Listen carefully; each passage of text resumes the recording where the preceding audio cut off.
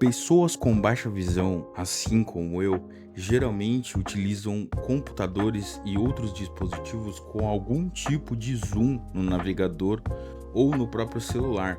Assim, a gente consegue ler todos os conteúdos, clicar em botões, preencher formulários e navegar pela página com muito mais conforto. E é justamente por isso que a WCAG possui critérios específicos relacionados ao redimensionamento de conteúdo. Eu mesmo já tive que entrar em alguns sites, principalmente sites institucionais ou do governo, onde eu tive que me adaptar e retirar o zoom do meu navegador para conseguir usar o site, porque os elementos daquele site ele aparecia de forma incorreta.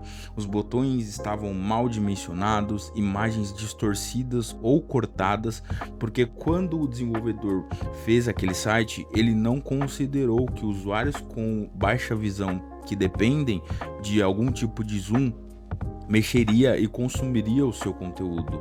Ou seja, eu quem tive que me adaptar ao conteúdo do site e não ao contrário.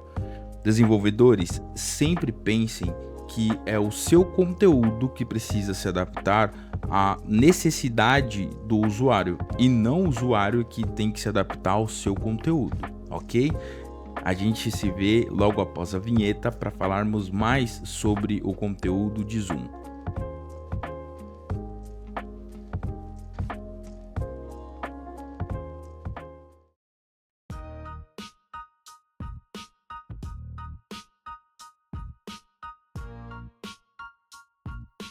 Quando mencionamos um zoom de 200%, não estamos falando de apenas aumentar o tamanho da fonte, até porque isso é o próprio desenvolvedor que faz com as propriedades font size.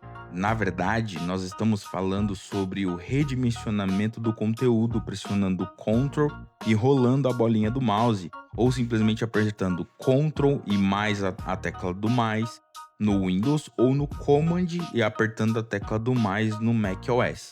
Quando o usuário faz isso, ele espera uma coisa muito simples: continuar utilizando o site normalmente, ou seja, conseguir consumir todo o seu conteúdo sem que a tela se quebre.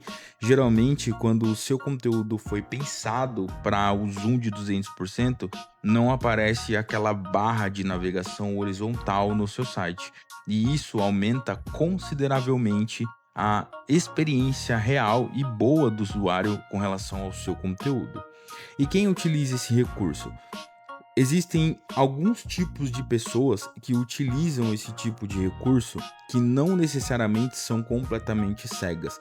Na prática, quem mais utiliza o zoom são pessoas com baixa visão, assim como eu, e também tem pessoas que têm catarata, glaucoma, degeneração muscular do olho, retinopatia diabética, ou seja, pessoas que ficaram cegas depois de contrair uma diabetes, e baixa visão decorrente da idade. É por isso que quando nós falamos de acessibilidade, nós não lidamos apenas com pessoas com algum tipo de deficiência visual. Nós estamos falando também de inclusão para pessoas com mais idades, como pessoas idosas, que já não possuem mais a visão em bom estado, enquanto elas ainda eram jovens em comparação.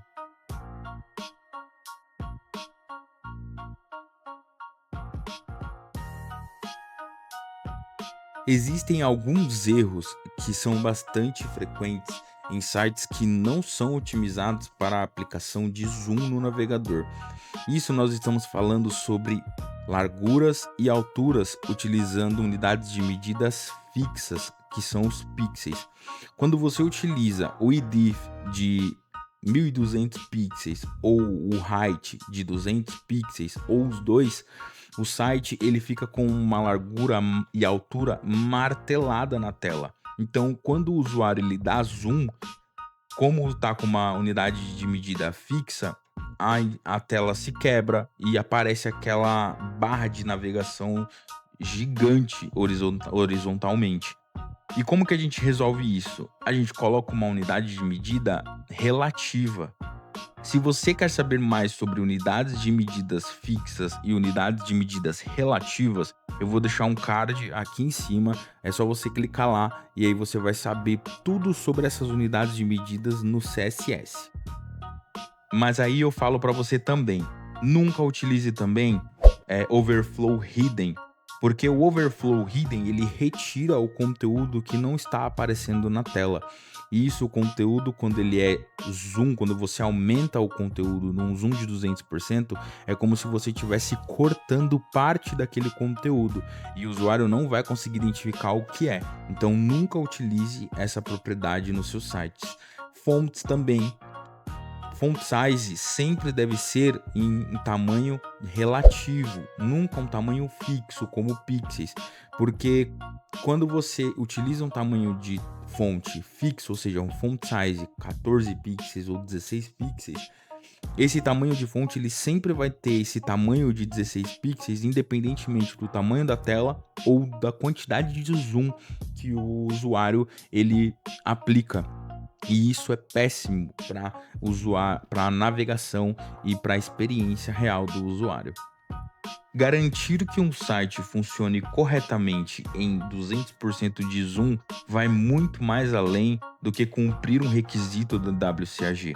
Significa permitir que pessoas com baixa visão consigam utilizar o sistema com autonomia e muito conforto. Na maioria das vezes, os problemas aparecem porque utilizamos medidas fixas, alturas rígidas e componentes que não foram pensados para se adaptar ao crescimento do conteúdo.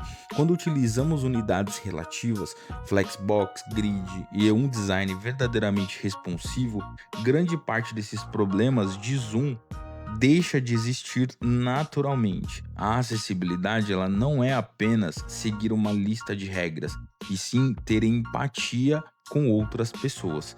É desenvolver interfaces que continuam funcionando para pessoas reais, independente da forma como elas acessam o seu conteúdo. Se você gosta desse tipo de vídeo, deixa o like, compartilha com outros desenvolvedores e se inscreva aqui no canal. Toda semana tem conteúdo novo sobre HTML, CSS, JavaScript e acessibilidade digital, sempre com muita prática e exemplos do mundo real. Até o próximo vídeo.